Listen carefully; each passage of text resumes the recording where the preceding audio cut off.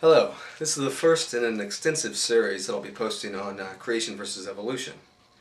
This is a very important subject and it should be taken very seriously.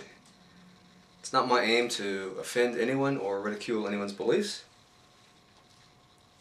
I simply wish to present scientific evidence for the viewer's consideration. I want to be honest with you from the start. I'll be presenting the evidence from a creation bias, just as those who argue for evolution present it from their bias. You see, the creationists and evolutionists all have the exact same evidence. We've got the same rocks, the same fossils, etc. The two groups just interpret the evidence in different ways.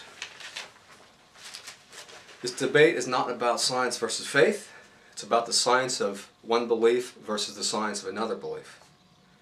If you want to believe in evolution or in creation, then there's nothing that I can say that's going to change your mind. My target audience is those who are intellectually honest enough to follow the evidence to the truth. I invite you to examine all of the evidence from both sides. Most people, at least in the Western world, have been indoctrinated with evolutionary belief all their lives, through TV documentaries, through their schooling, through science magazines and news reports. It's easy to understand why people bombarded with one side of the story from trusted sources would come to believe that evolution is a scientific truth. It's not until very recently that creationists have been able to argue from a scientific rather than just a faith viewpoint. But I'll show you in future videos that many of the supposed scientific facts that won millions over to evolution have now been proven to be wrong. I'll share with you statements from top evolutionists who, in their own words, show that evolution is on shaky ground as a scientific hypothesis.